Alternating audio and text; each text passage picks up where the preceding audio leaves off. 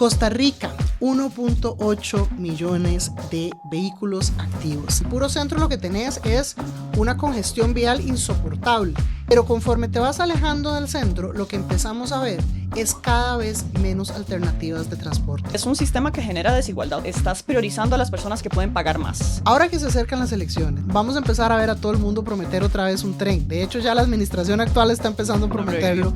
Hay tantísimo que podemos mejorar solo en buses, que puedas llegar a la parada con una acera buena, que exista una parada, que en la parada haya información sobre los buses. En Costa Rica, por ejemplo, no hay una estación central de buses. Lo que ha pasado con la restricción vehicular, ¿verdad? Por eso no ha sido exitosa. Las personas usuarias son las que terminan castigadas, terminan pagando 3 buses diferentes con 3 tarifas distintas. A nivel de política económica, de reducción de desigualdades, de reducción de pobreza, una de las mejores cosas que podemos hacer es fortalecer el sistema de transporte público. Tenemos que hablar es un espacio seguro para tener conversaciones aterrizadas sobre la política nacional. Buscamos traducir el contexto político y sumarlo a experiencias cotidianas, que nos permita reflexionar y nos anime a tomar acción desde el metro cuadrado que habitamos en este planeta. Esto es Tenemos que hablar.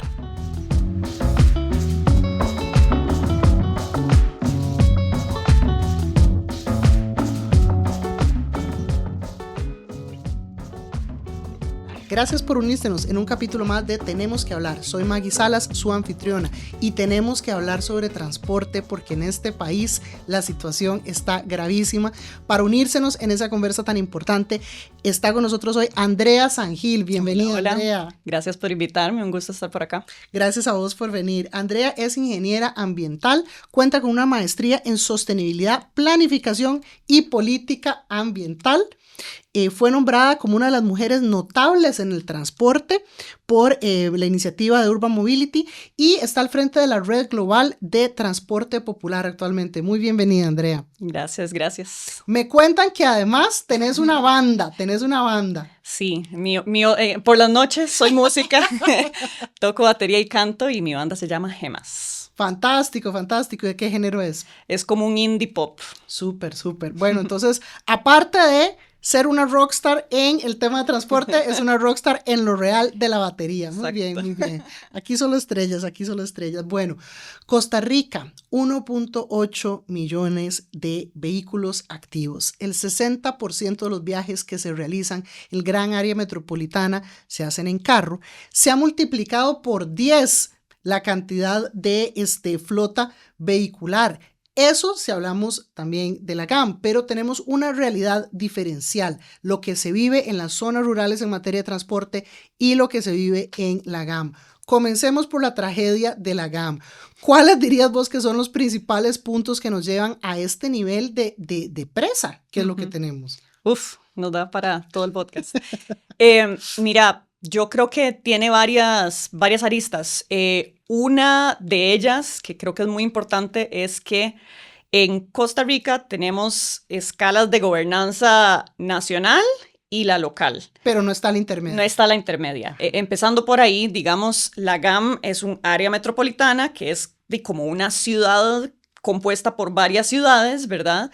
Y son 32 cantones, 31, 32, depende de cómo lo cuente usted, ¿verdad? Pero más de 30 alcaldías, más de 30 cantones planificando por aparte, ¿verdad? Con autonomía, sin nadie que coordine y que trate de asegurar que la calle que terminó aquí continúe acá, que utilicemos criterios similares, que planifiquemos más a escala regional, ¿verdad? Las personas no se dan cuenta cuando pasan de un cantón a otro, ¿verdad? Cuando van de camino a algún lado, pero de repente a la hora de planificar el territorio, es muy difícil articular entre todas las diferentes munis y el MOB, por ejemplo, que es la autoridad competente en el tema de transporte, planifica a escala nacional, ¿verdad? Y le toca resolver a escala nacional, pero tampoco tiene diferenciado, por ejemplo, en el tema de concesiones de buses, ¿verdad? Que son cada 7 años y que se trabaja bueno, no se saca concurso ni nada, se renueva, es a escala nacional. Tampoco hay criterios diferenciados para poder digamos, planificar distinto la ciudad y el área metropolitana que las zonas rurales. Entonces esto genera muchísimas problemáticas porque se mide con los mismos estándares y se trata de empaquetar todo cuando las realidades son muy distintas. Y esto, digamos, hay que decirlo, es que realmente la realidad de las zonas rurales y de la GAM en términos de densidad poblacional, en términos de distancia, pero en términos también de el ingreso que tienen esas municipalidades. Es decir, si vos tomás un cantón como Curridabat, por ejemplo, y lo comparás con un cantón como Buenos Aires de Punta Arenas, estás hablando de que uno es 10 veces el territorio del otro, pero el más chiquitito igual concentra 5 veces su presupuesto. Es decir, son disparidades muy fuertes entre las que enfrentamos. Muy, muy fuertes, sí. Volviendo como a la GAM, que era la pregunta que me hacías, también tenemos otra problemática que es que la manera en que fue diseñado el sistema de transporte público responde a las necesidades de movilidad de hace décadas, ¿verdad? Claro. Este plan de sectorización se diseñó hace 30 años y entonces seguimos hablando del mismo plan, pero incluso el plan está desactualizado per se porque la manera en que se planificó el transporte público era con la realidad de un país en el que San José era el centro de actividades de todo. Sí, entonces todos los buses entran. Exacto, todos los buses vienen a San José y es como una rueda de bici, ¿verdad? Es un modelo radial, ¿verdad? En el que todo tiene a San José. Pero imagínate que hace 5 años, no, ya es mucho más tiempo, en el 2017 habíamos hecho un estudio identificando cómo eran los patrones de viaje en ese momento.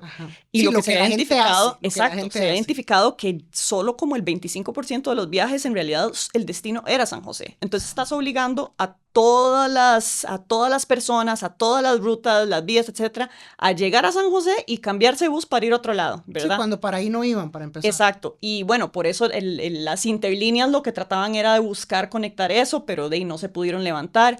Pero entonces hay una problemática de diseño que hace que el viajar en bus, por ejemplo, se dure mínimo el doble que si viajas en carro. Habíamos hecho ese análisis también, entre que esperas el bus porque no sabes si ya pasó, si no ha venido, por dónde viene, porque hay poca información a las personas usuarias, que ese es otro reto grandísimo. Porque se niegan a abrir los datos.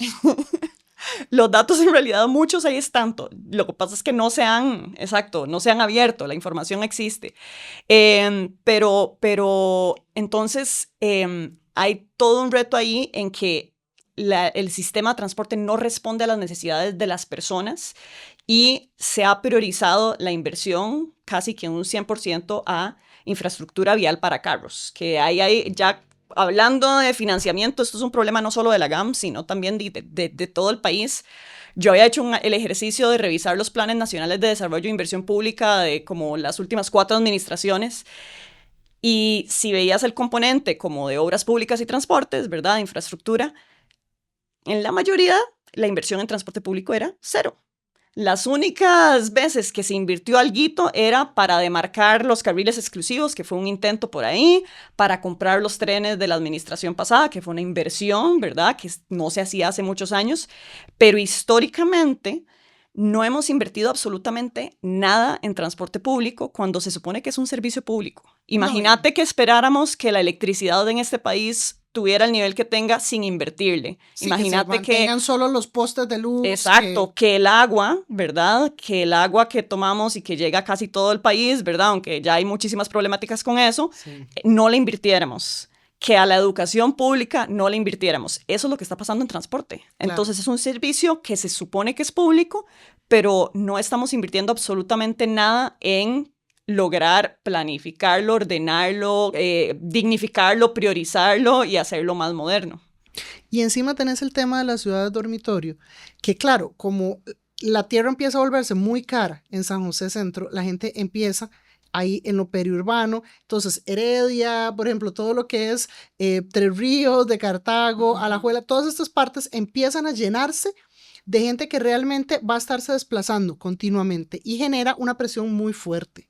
Sí, por eso es que digamos, hace unos años ya se viene trabajando como en crear capacidad con las MUNIs en un tema que se llama desarrollo orientado al transporte, que básicamente es planificar para que los nuevos desarrollos que se vayan a hacer de verdad sí estén vinculados al transporte público o a la movilidad activa, ¿verdad? Porque estamos viendo un montón de lugares donde se hace el parque industrial, se hace el condominio, etcétera, y casi que la única manera en que puedes llegar ahí es en carro. Entonces seguimos como perpetuando, como induciendo la demanda a el carro versus fortalecer la demanda al transporte público, ¿verdad? Y como generando un círculo positivo vicioso que sería que si todo lo articulamos y lo planificamos alrededor del transporte público, no estaríamos viendo la crisis que hay ahorita, ¿verdad? De que ya a las rutas no les dan los números para poder operar y que hay además, ya hay empresas autobuseras que están devolviendo las rutas porque no les está dando el negocio, básicamente. Bueno, esto que señalas que es muy interesante y que es más la realidad de otras partes del país, ¿verdad? Porque en el puro centro lo que tenés es una congestión vial insoportable entre carros, buses, motos, etcétera.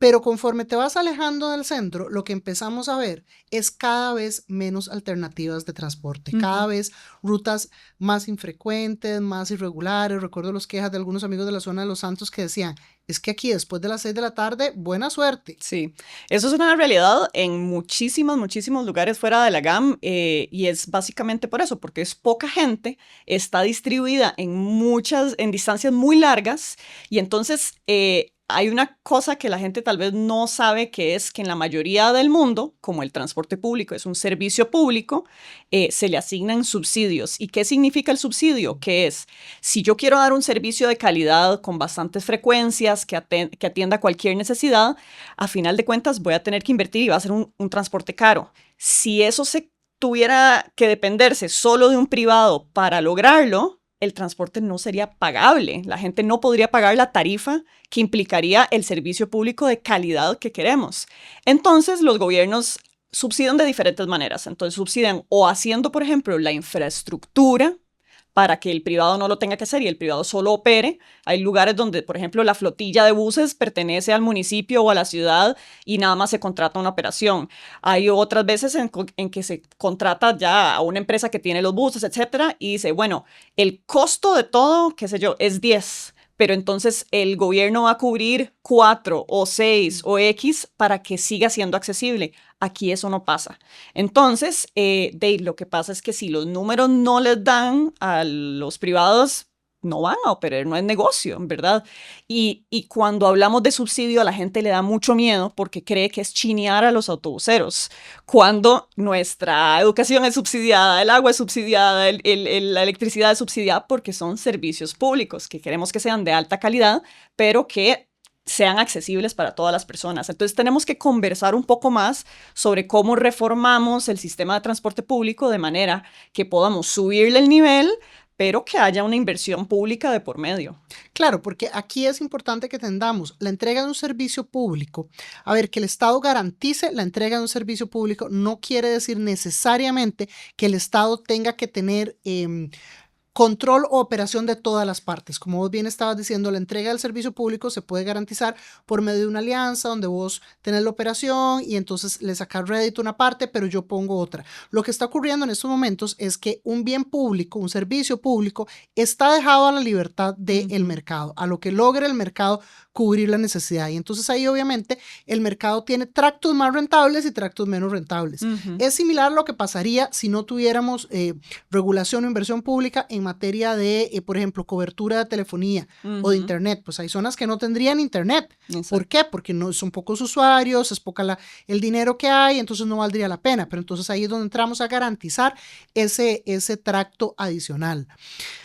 Ahora que se acercan las elecciones, vamos a empezar a ver a todo el mundo prometer otra vez un tren. De hecho, ya la administración actual está empezando a prometerlo otra vez, lo está reviviendo. Y yo a veces siento que esto es como cuando uno estaba en el colegio y los partidos políticos prometían una piscina para el cole. A ver, yo siento que es importante que tengamos transporte masivo, sí, por supuesto que sí, pero también tengo la impresión de que no es lo que va a resolver todo, ¿verdad? O sea, ¿en qué dirección tendríamos como que caminar para empezar a desentrabar el tema del transporte público y que pudiera tener transporte público de calidad la gente que vive en la GAM, pero también la gente que vive en las ciudades satelitales, pero también la zona rural. Uh-huh. Aunque se sienta que no hemos avanzado nada y que todo está estancado, sí se ha avanzado en algunas cosas. Por ejemplo, cobro electrónico se avanzó. Sí, no, y más allá de los buses, ¿verdad? Si ves con un panorama de movilidad, que es verdad, cómo logramos que las personas se puedan desplazar y no solo pensar en vehículos.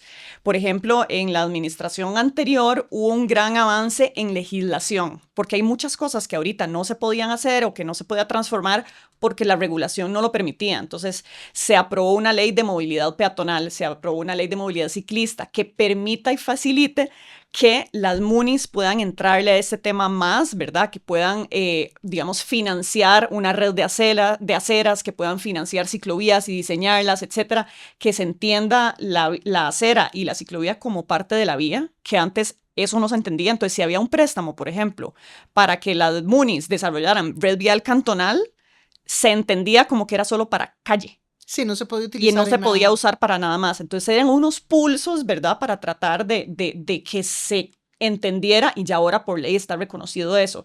Se ha trabajado muchísimo también en mejorar las capacidades en las MUNIs, o sea, el personal técnico ya entiende, ¿verdad?, cómo meterse a trabajar el tema de movilidad. De hecho, hay varias MUNIs que están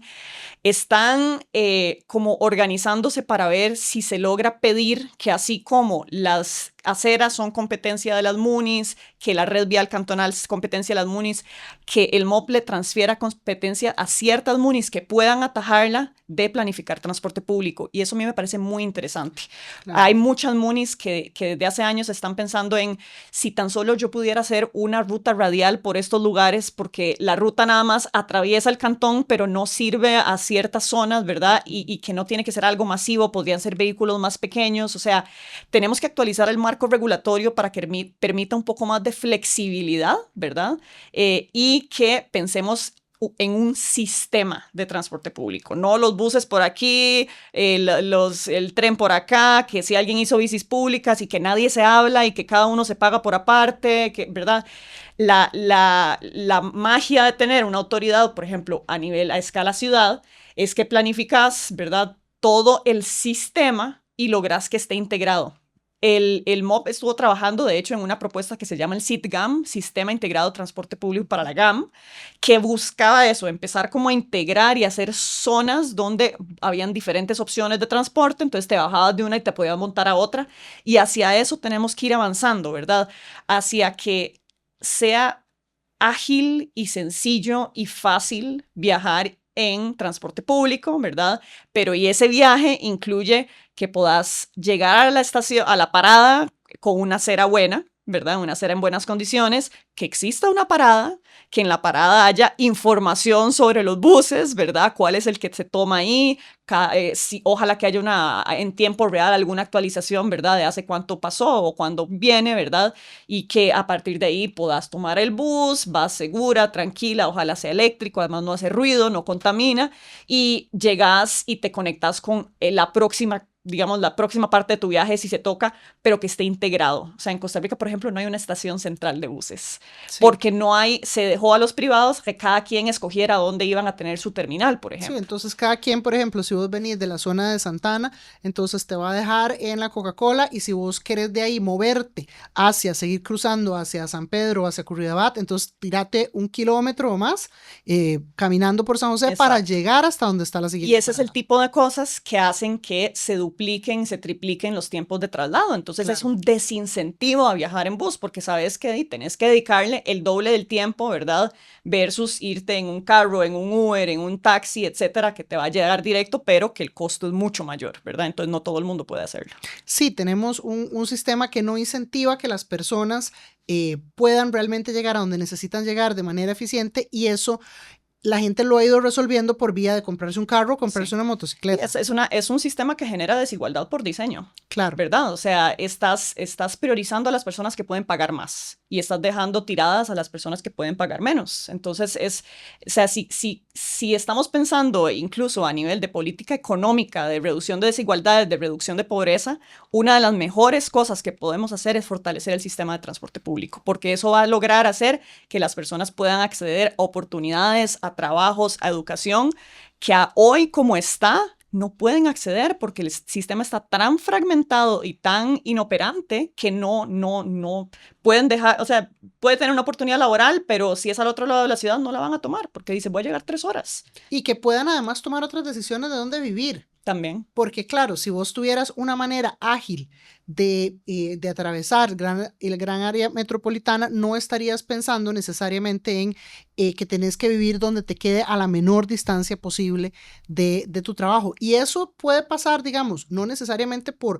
únicamente construir el metro, sino por mejorar la frecuencia y la regularidad del sistema de trenes que ya tenemos actualmente, porque a veces yo siento que cuando la gente habla del metro, en su cabeza se brinca el proceso de 3 a 5 años que dura la construcción de ese metro, durante el cual la ciudad va a estar hecha un caos vial, atravesada por un montón de procesos constructivos, sí, si es que va a ser subterráneo. Bueno, y te brincas la parte de que el metro es de todas las opciones de sistema más, digamos, de transporte masivo, una de las más caras. Entonces, claro, si la gente estaba brincando porque íbamos a hacer un tren a nivel, ¿verdad? O un tranvía, metro sería ultra más caro. O sea, al final de cuentas, lo que el sistema tiene, o sea, hay tantísimo que podemos mejorar solo en buses, ¿verdad? Integrándolos mejor, haciendo el pago electrónico, haciendo ojalá una estación central, haciendo carriles exclusivos, dando información a las personas, ¿verdad? Mejorando las condiciones, haciendo paradas. Hay demasiadas cosas que podríamos empezar a hacer ya y que son bien baratas y que mejorarían, transformarían completamente la experiencia de viajar en bus, ¿verdad? Y si a eso luego le sumas un sistema también de trenes, ¿verdad? Que sea tren ligero, porque es que tampoco tenemos la densidad para un metro. Un metro se paga cuando tenés una ciudad de 20 millones de personas, no una ciudad de 2,5 millones, ¿verdad? Entonces, hay alternativas que articulen, ¿verdad? Ligeras, o sea, transporte público masivo, pero ligero, que te permiten solucionar estas limitantes que tenemos hoy con algo tal vez más ligero, pero que tenga más frecuencias. Entonces no tenés que pagar un sistema gigante carísimo que nos va a quedar grande, sino un sistema que se adapte a lo que tenemos ahorita y la proyección de crecimiento ¿verdad? De la ciudad que tenemos que incorporar a la hora de hacer los estudios, claro, claro, pero que sea pagable y que responda a las necesidades, digamos, y el contexto local. Y empezar a generar desestímulos. O sea, a ver, tenés que primero colocar la capacidad, porque yo he escuchado a mucha gente diciendo, no, bueno, entonces metan multas para la gente que entra a San José. Y a ver, eso en principio no está necesariamente mal, digamos, en el sentido de desincentivar que la gente entre en carro. Pero es que esos sistemas siempre deben operar en conjunto con sistemas que permitan otras alternativas. No podés castigar a la gente por utilizar la única alternativa. Eso es lo que ha pasado con la restricción vehicular, claro, ¿verdad? Por eso no ha sido exitosa, porque de repente le decís a la gente, no podés usar el carro para venir, pero no estoy invirtiendo en darle una solución que sea igual de competitiva, igual de segura, igual de ágil, ¿verdad?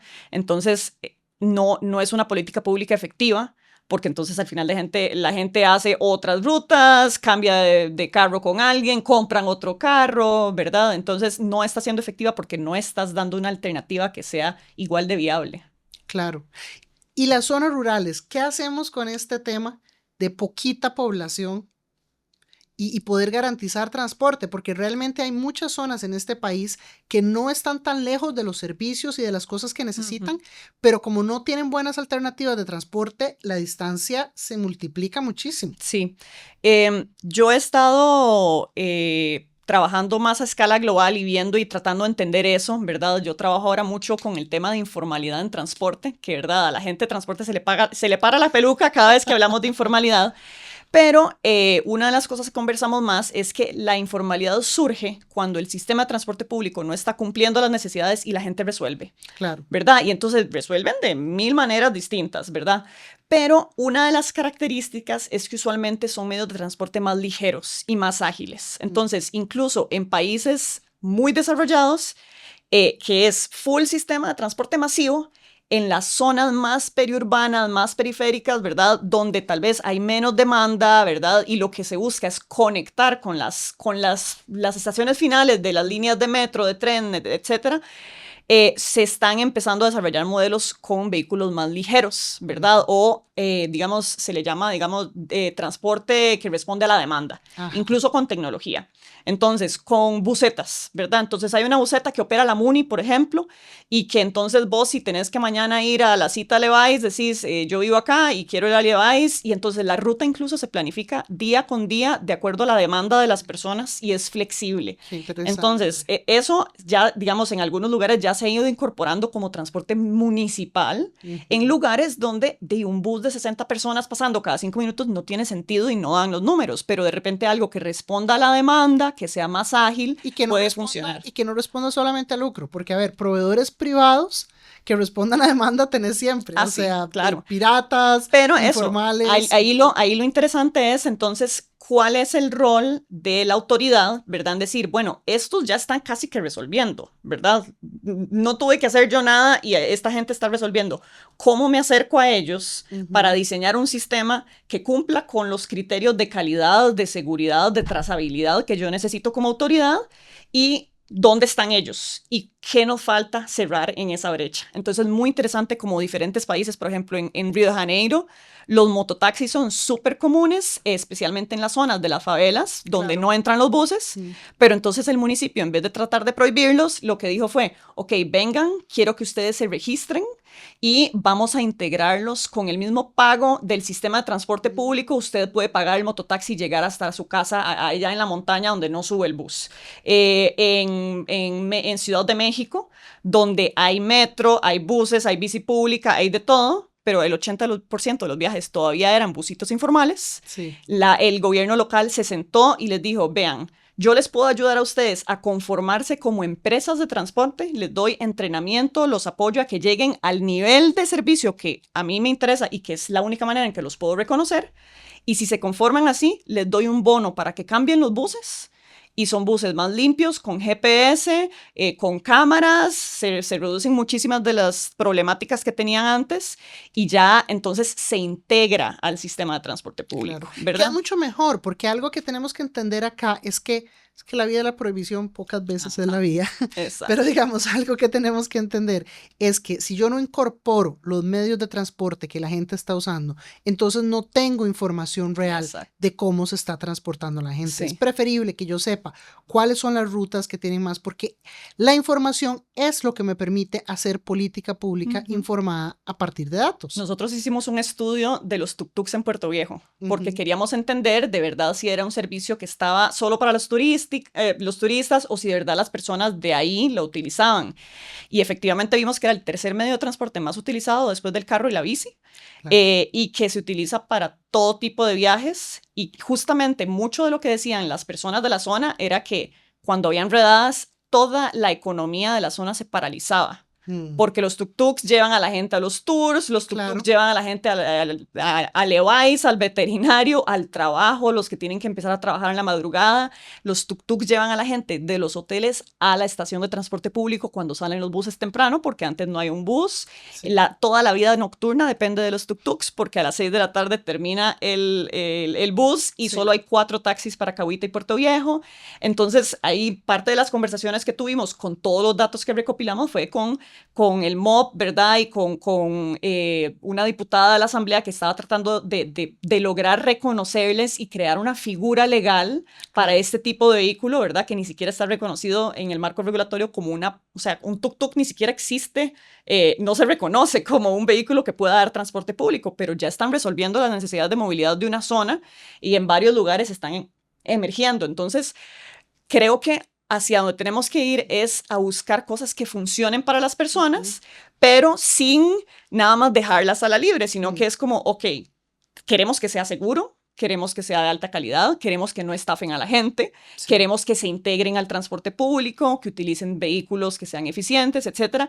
Y entonces, ¿cuáles son las condiciones que tenemos que generar para que esto se sostenga y que entonces haya un sistema en el que si no pudiste utilizar un medio de transporte, tengas 3 opciones más, ¿verdad? Puedo tomar la bici pública, puedo tomar el tuk-tuk, puedo tomar el bus y en última instancia, pues si no, me llamo un taxi, pero que hayan diferentes alternativas para que la gente pueda resolver sus necesidades de movilidad. Claro, que acá hubo un primer intento de una empresa privada de colocar bicicletas en espacios públicos, Pero yo pienso que ahí es donde tiene la problemática. Las cosas de transporte no necesariamente te van a dar siempre la rentabilidad que querés.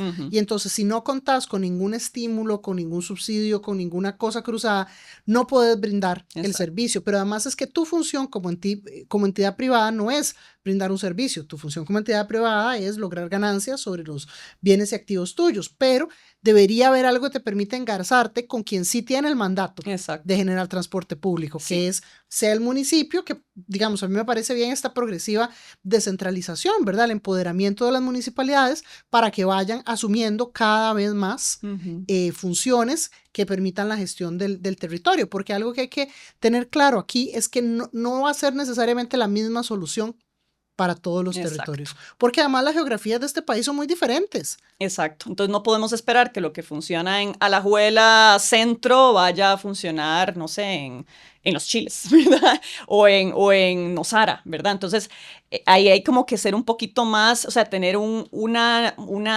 noción de la regulación y de la planificación que tenga en cuenta las necesidades y el contexto y la realidad de las diferentes localidades, ¿verdad? Sí, y que permita además, que permita dar pasos en esa dirección. Yo creo que si tratamos de hacerlo todo en un solo, es difícil, pero por ejemplo, yo me imagino que si el Ministerio de Obras Públicas y Transportes se pone en estos momentos a construir una terminal de autobuses, podría posiblemente negociar sin mayor dificultad para que las empresas autobuseras estén dispuestas a utilizar la terminal de autobuses porque les implicaría un ahorro. Claro. Y ese sería un paso decidido en la dirección de ir sectorizando y organizando esas rutas de manera que el usuario o la usuaria final tenga una mejor experiencia. Sí, o sea, es que ahí es como un ganar-ganar, ¿verdad? O sea, la inversión pública ahí lo que va a asegurar es que los privados que dan este servicio puedan sostener esta operación, ¿verdad?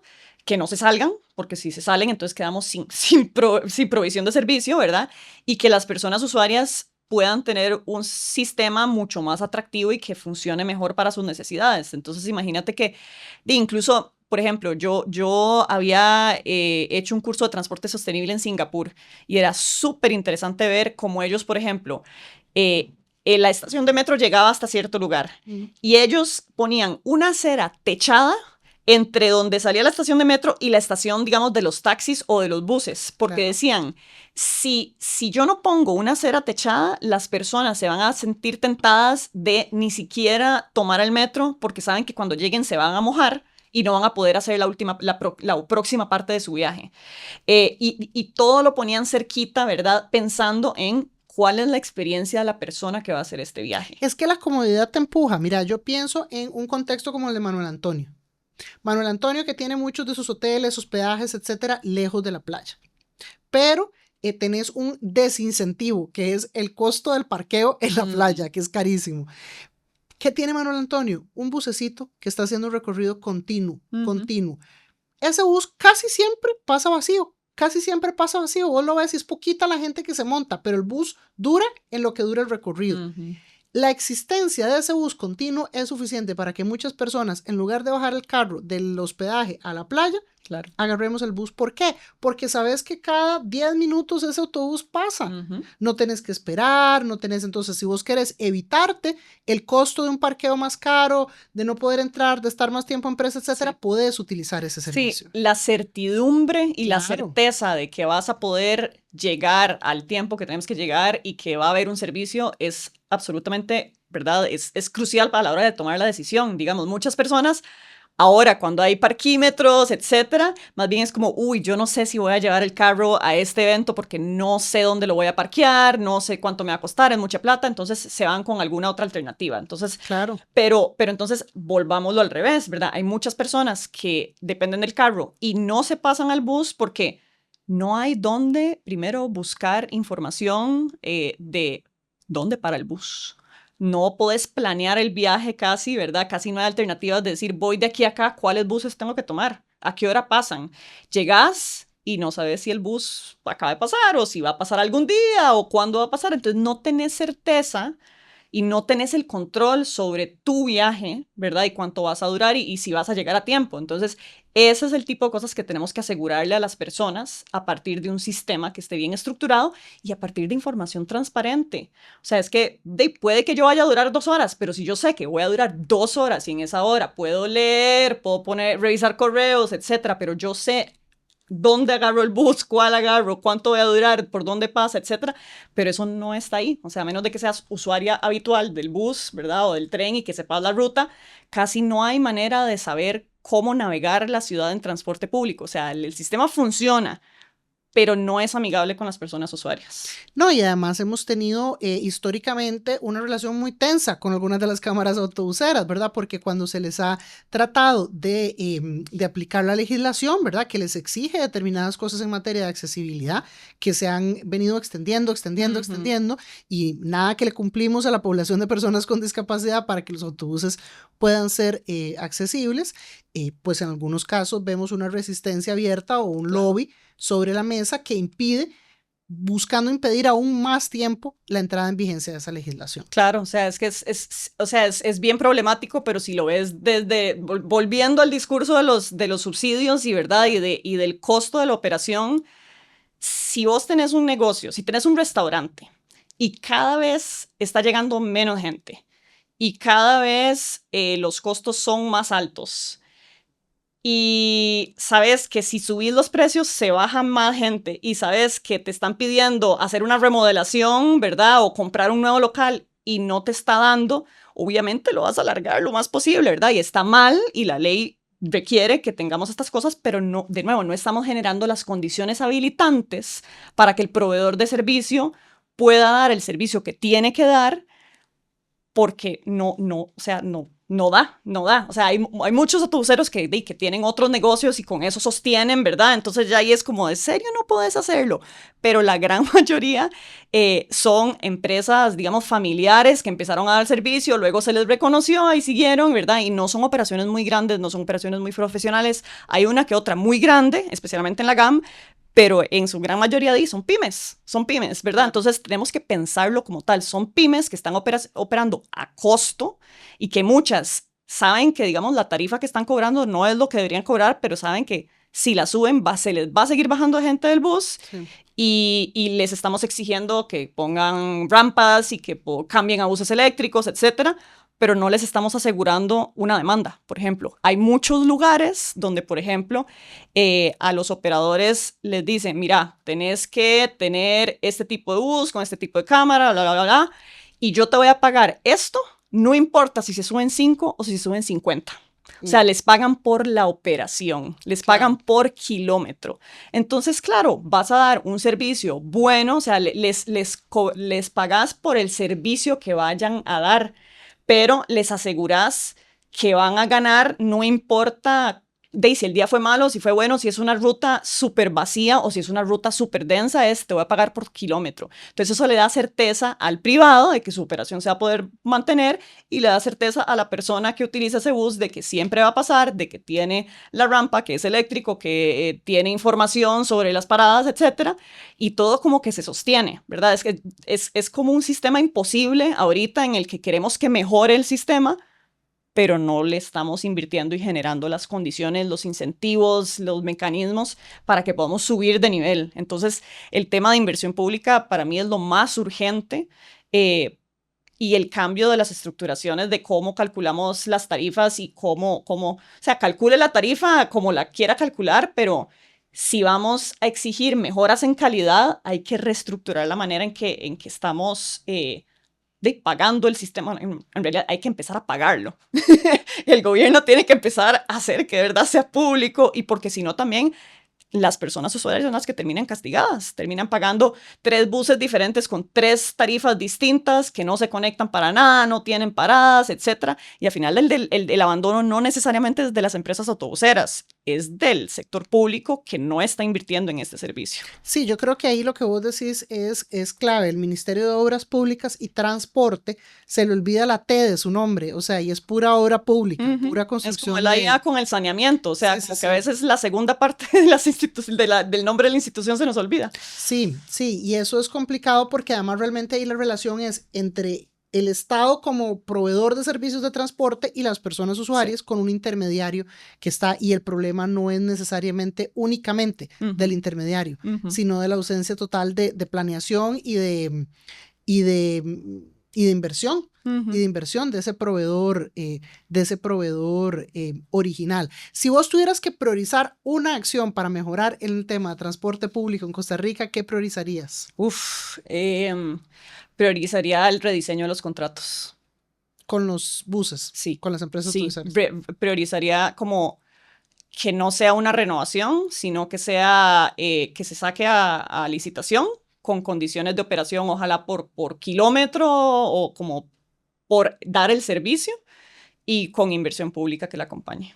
O sea, eso yo creo que es lo que más transformaría el sistema, porque le daría ancho de banda a los proveedores de servicio de ponerse competitivos, etcétera, pero teniendo certeza de que no se les va a acabar el negocio en 3 años porque ya la gente no se monta en el bus. Claro, no, es que lo que querría uno generar son condiciones para que cada vez más crezca la demanda de personas en el autobús, porque entre más personas logremos que utilicen transporte público, menos presión tenemos sobre las carreteras en carros individuales, porque siempre, ¿verdad? Es este tema de, pucha, qué montón de presa que hay. No, si usted va en un carro, usted es la presa también, o sea, cada uno de nosotros es la presa, porque vamos, muchas veces vamos en una fila detrás de un autobús y vamos a hacer exactamente el mismo recorrido que ese autobús, pero vamos en un carro individualmente. Sí, o sea, la parte de contratos creo que es como lo que más nos tiene pegados, nos tiene completamente como atascados. Ya de ahí podemos decir como, bueno, la parte de inversión pública va a incluir la estación central y va a incluir, porque ahí es como, las mejores prácticas usualmente son exigirle bastante a los operadores, pero asegurando, digamos, una oferta competitiva, ¿verdad? Pero con un compromiso del sector público de acompañar con infraestructura habilitante. Entonces, dice, bueno, yo voy a hacer una red de carriles exclusivos, voy a hacer paradas, voy a publicar una página donde la gente pueda planear sus viajes, voy a hacer todo esto, que va a asegurar que más gente se monte en el bus, ¿verdad? Pero no estamos haciendo eso, seguimos exigiendo y no, ¿verdad? No estamos acompañando con esa inversión y con esa, digamos, compromiso del sector, digamos, del sector público para mejorar el servicio. Que ahí la siguiente discusión va a ser de dónde sale ese presupuesto. Exacto. De dónde sale ese presupuesto. Y ahí habría que tener una discusión para que el presupuesto del Ministerio de Obras Públicas y Transporte no se dedique exclusivamente a construir más carreteras. Sí, hay países, por ejemplo, que han hecho moratorias a la inversión en carreteras y que, o sea, que eso es bien discutible aquí porque también hay un retraso en infraestructura y es real, hay una brecha de infraestructura, pero también hay una brecha de esto. Una de las grandes preguntas es, ¿de dónde sale el dinero para financiar estos cambios en las formas de contratación? Sí, hay muchas maneras de hacerlo, ¿verdad? Hay países donde han dicho, voy a poner una moratoria a la inversión en calles y entonces por X cantidad de años me voy a dedicar a hacer inversión en transporte público, en ciclovías, etcétera. Y el brinco, ¿verdad? O sea, imagínate, bueno, por ejemplo, en Francia, París ahora es una de las ciudades más bicicleteables de Europa porque se dedicaron a invertirle a crear esa infraestructura, ¿verdad? Entonces, una de las opciones es redistribuir el presupuesto. Decir, bueno, si ahora 100% va para calles, bueno, ¿qué tal si un X porcentaje lo dedicamos a transporte público? Otra manera es pensar más allá de transporte y entender que las externalidades negativas del transporte, o sea, los impactos que tiene, están generando pérdidas en otras áreas. Entonces, por ejemplo, en el área de salud. O sea, la problemática de transporte público que tenemos hoy en día es un problema de salud pública, ¿verdad? Están muriendo muchísimas personas en carretera, la gente está con niveles de estrés altísimos, ¿verdad? La salud mental por los suelos, hay un tema de falta de ejercicio, por ejemplo, en Bogotá sí, identificaron, el sedentarismo, identificaron que cuando construyeron el Transmilenio, que es este sistema de buses rápidos en Bogotá, identificaron que solo con que la gente empezara a utilizar el Transmilenio cumplían con la cuota diaria de ejercicio, digamos, de cuántos pasos tenías que dar solo por usar el sistema de transporte público que antes no usaban. Claro. Entonces, ahí en otros lugares, por ejemplo, ha habido una alianza para que cierto presupuesto de salud, por ejemplo, se utilice para hacer mejoras en transporte público, en el tema de caminabilidad, etcétera, porque es inversión en salud pública. Claro. ¿Verdad? Y cuando hablamos de los subsidios también, ¿verdad? Hablábamos de que no necesariamente tiene que ser directamente a cubrir los costos de la empresa. Podría ser en infraestructura, entonces ya hay un presupuesto de infraestructura que se puede redirigir. Hay préstamos, ahorita que digamos hay muchos fondos climáticos y se está discutiendo a nivel internacional la inversión en fondos climáticos para transporte específicamente, porque el transporte es de todas las fuentes de emisiones de gases de efecto invernadero en el mundo, la que más rápido va creciendo. Y en el caso de Costa Rica, exacto, además, es la más alta, porque claro, Costa Rica pues produce electricidad con hidroeléctricas y bueno, no puedo discutir sobre los impactos ambientales, etcétera, pero sigue siendo mejor que carburada, pero donde está la gran deuda es que sí usamos fósiles para transporte. Entonces, el que tengamos, o sea, por ejemplo, el tren se iba a financiar con un préstamo, pero es un préstamo que tiene muchas mejores condiciones que un préstamo normal, porque sabemos que si tenemos un sistema de transporte público masivo de buena calidad, van a bajar las emisiones contaminantes. Y aquí hay mucha gente que dice, ay, pero es que el cambio climático se siente muy lejano. Pero más allá del tema de cambio climático, también la contaminación del aire. O sea, la calidad de aire en zonas urbanas está terrible, ¿verdad? Y no hablamos suficiente al respecto. Y la cantidad de problemas cardiorrespiratorios asociados es seria. Entonces, esto es un problema de salud pública, ¿verdad? Y entonces ahí podemos ser un poco más innovadoras con respecto a cómo articulamos esfuerzo entre diferentes sectores para mejorar esto, ¿verdad? Y hay un componente cultural acá que hay que superar, y es el tema de pensar en yo resuelvo el problema individualmente para mí. Esto es una cosa colectiva. Es imposible resolver el problema del transporte público de un país individualmente solo para usted, porque así sea que usted tiene un carro o que tiene un helicóptero, eventualmente se va a encontrar en una aglomeración si todo el mundo opta por la misma solución individual. Entonces sí, aquí hay un tema de la colectividad sobre la individualidad. Sí. Y además también hay un tema de plantearse que sea una prioridad para el gobierno, porque la realidad es que no ha sido una prioridad. Sí, y en el mundillo del transporte y en el mundillo urbano, una cosa la manera en que lo trato de explicar es que la única manera de transformar una ciudad, un sistema de transporte, etcétera, cuando ya está construido, ¿verdad? Son las calles que tenemos, ¿verdad? Y son las ciudades que tenemos, es haciendo el Robin Hood del espacio público y del presupuesto. Tenés que quitarle un poquito a lo que más tiene. Sí. Y reasignárselo y reacomodar y dárselo a los que menos tienen, que es, ¿verdad? Personas peatonas, quienes andan en bici, quienes queremos que vayan a andar en bici. Es reasignar al espacio y reasignar al presupuesto para priorizar el que crezcan y el que sean más competitivas opciones que son más saludables, más limpias y más sostenibles también. No, la verdad es que la cultura del carro acá es tan fuerte que vos, digamos, viajás a otras partes y en ningún otro lado la gente se siente tan tranquila con parquear el carro en cualquier parte del espacio público sin pagarle un centavo a nadie. Sí. Porque claro, parte de la cultura del carro tiene que ver con mi carro lo prioritario, entonces tengo que poder parquearlo en cualquier parte y que no me cobren nada y que eso no beneficie a nadie. Yo creo que eso responde un poquito a la historia costarricense, ¿verdad? Que éramos poquita gente en abundante espacio, con abundantes recursos, ¿verdad? De repente crecimos, ¿verdad? A la gente le decían que el agua era inagotable, todo el mundo podía moverse y dejar cosas donde sea, pero ya somos más y ya hay menos recursos, menos espacios, entonces tenemos que ordenarnos y que tenemos que hacer una planificación a futuro de hacia dónde vamos a crecer, cómo vamos a ordenarnos y entender que es un espacio compartido y que de lo individual está bien hasta que ataque los derechos, ¿verdad? Las necesidades de otra persona y ahí ya no está bien, ¿verdad? Entonces tenemos que, ¿verdad? Lograr una manera en que podamos poner el bienestar del colectivo, ¿verdad? De la salud pública, la calidad de vida del colectivo y que pueda priorizarse eso para que de verdad podamos transformar el sistema, porque hasta el momento había estado medio a la libre y nos sentimos como en derecho, ¿verdad? De cada quien cumplir esta aspiración que se ha creado, fabricada de comprar un carro porque representa muchas cosas, pero también porque individualmente te va a resolver las necesidades de movilidad. Y hay otras maneras de solucionar las necesidades de la movilidad de las personas que beneficien más al colectivo, al país, a las ciudades y al planeta. Claro. Si tuviéramos una varita mágica que pudiera darte un puesto, cualquier puesto que vos querás dentro del aparataje del funcionariado público para poder trabajar este tema, ¿cuál puesto escogerías? A mí me parecería interesante ser viceministra de Transportes. Viceministra, no ministra. Ajá, creo que el puesto de ministros es mucho más político, mucho más visible, etcétera.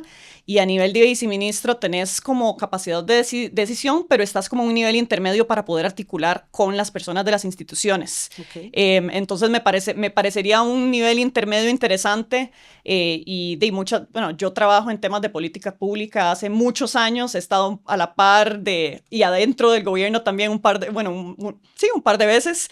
Y me parece que es un rol bien interesante, ¿verdad? O de directora ejecutiva de alguna de las instituciones más autónomas, ¿verdad? Pero sí, alguna de esas que es como que tenés poder de decisión, pero no necesariamente es un puesto tan político. Claro.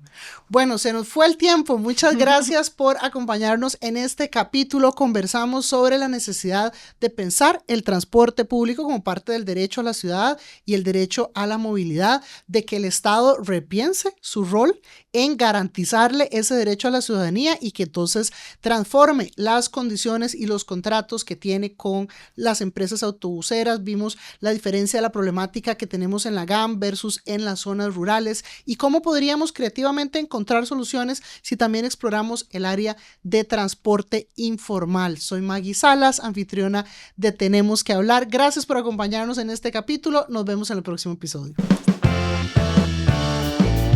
Gracias por escucharnos. No se pierda el próximo episodio de Tenemos que Hablar.